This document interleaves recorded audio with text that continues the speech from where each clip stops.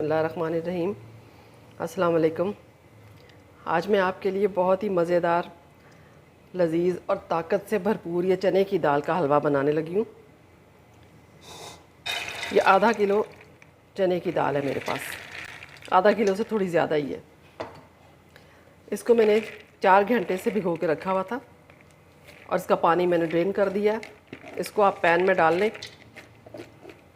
इसमें 1 लीटर दूध जाएगा। ये मैंने दाल डाल ली है पैन में। अब ये दूध भी डाल देते हैं इसमें।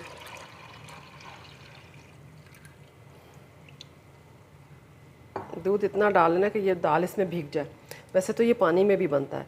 पानी में बना हुआ हलवा जो है वो आप काफ़ी दिन रख सकते हो, लेकिन दूध में बना हुआ हलवा आप 3-4 दिन से ज़्यादा नहीं रख सकते बाहर। या तो फ्रिज में रखें क्योंकि ये ख़राब हो जाता है जल्दी दूध से बना हुआ, लेकिन मज़े का भी यही लगता है।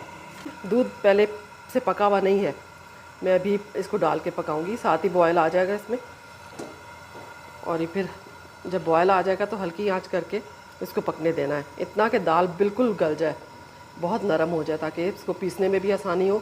ये देखिए दूध में बॉयल आ गया। ये फुल क्रीम दूध है, फ्रेश वाला, यही लीजिएगा आप।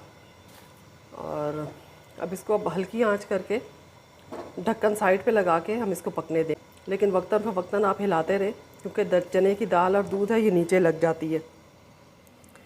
आंच मैंने हल्की कर दी है और ढक्कन साइड पे दे दूंगी। बिल्कुल तकरीबन खुला ही रखें इसका मुंह, ताकि ऊपर तक दूध ना आए। बस इसको अभी पकने देते हैं जब तक दाल अच्छी तरह ना गल जाए।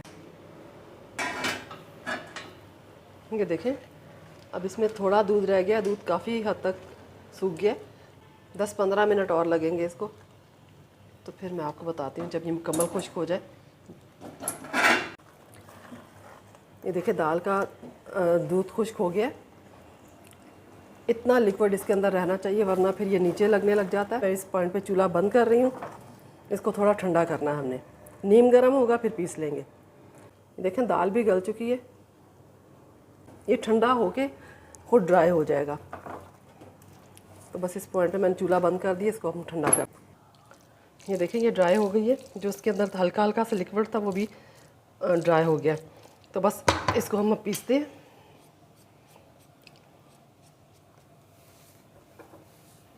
ये चॉपर है मेरे पास। ये नीम गरम भी हो गया, अब तेज़ गरम नहीं रहा, लेकिन बिल्कुल भी ठंडा ना करें, वो ड्राई हो जाती है दाल बिल्कुल। तो इसमें थोड़ा थोड़ा डाल के हम अब पीस लेते हैं।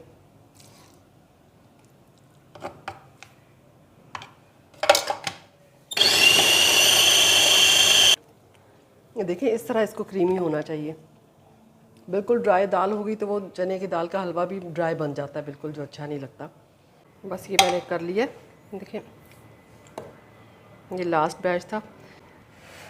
ये देखें दाल मैंने सारी पीस ली है। अब ये मैंने कढ़ाई रखी है चूल्हे पे, इसको ऑन करते हैं फ्लेम को। और ये घी है मेरे पास 1 कप, 1 प्याली है, कप से ज़्यादा ही है। मैंने ऑयल नहीं लिया क्योंकि हलवे घी में ही अच्छे बनते हैं, तो इसलिए मैंने ये घी लिया। खालिस घी हो तो और ज़्यादा अच्छा बनेगा। फिलहाल मैं ये 1 प्याली घी डालूँगी, फिर देखते हैं हमें कितनी और ज़रूरत होगी, तो फिर उसके बाद और डाल लेंगे। चने की दाल बहुत ड्राई होती है, ये घी ज़्यादा लेती है।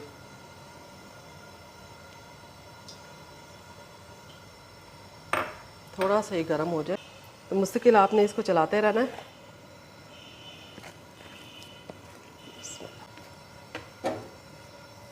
बहुत आराम से, बहुत एहतियात से आपको इसको करना पड़ेगा। देखें ये घी अभी तो बहुत ज़्यादा लग रहा है, लेकिन ये सारा अंदर चला जाएगा, इसके पता भी नहीं चलेगा।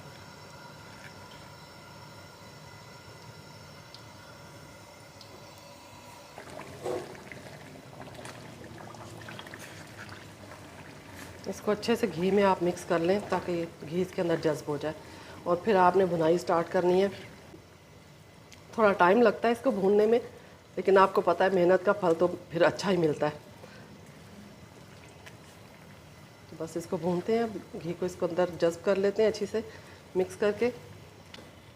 देखिए घी इसके अंदर जज्ब हो गया और आंच मैंने हल्की कर दी है, क्योंकि तेज़ आंच बिल्कुल नहीं रखनी इसकी। देखिए इतनी आंच है। और आपने इसको छोड़ना नहीं, मुश्किल हिलाते रहना है। ये देखिए हमें आधा घंटा हो गया ये हलवा भूनते हुए, तो ये इस तरह से अभी इकट्ठा होने लग गया कढ़ाई में। देखिए बस इसकी ये पहचान है कि ये काफ़ी भुन चुका है। अब हम चीनी डाल के मज़ीद भूनते हैं। देखिए मैंने ये वाला कप था मेरे पास चाय वाला, ये मैंने 2 कप चीनी ली है, ये नाप के मैंने रखी हुई थी। आप जैसे आपके घर वाले खाते हैं मीठा, जैसी पसंद है आपकी उतना आप डाल सकते हैं, कम भी डाल सकते हैं, लेकिन कम से कम इतना तो जाएगा।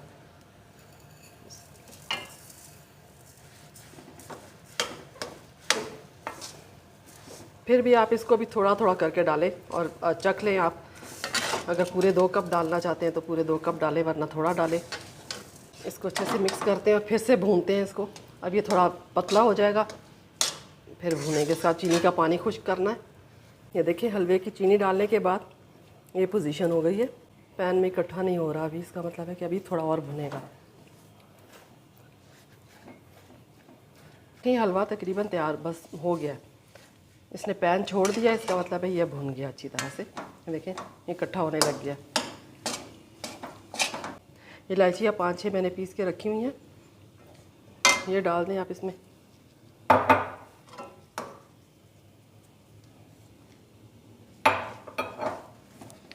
अच्छी तरह मिक्स कर लें।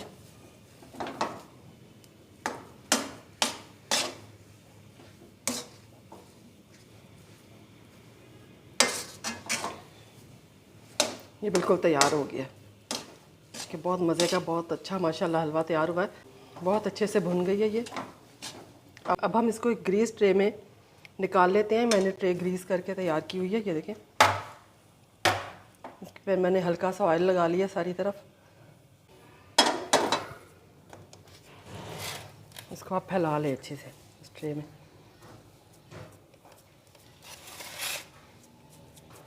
फैला के आप इस पर कट लगा लें छुरी के साथ, जिस तरह के आप चकोर चाहते हैं या डायमंड से शेप में, जैसे भी आप चाहते हैं उस तरह से कट लगा लें। और ऊपर ड्राई फ्रूट छिड़क लें।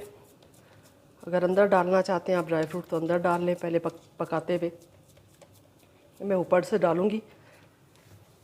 मैंने ये नट्स काट के रखे हैं, मैं इसको बराबर कर लूँ, फिर मैं आपसे मिलती हूँ।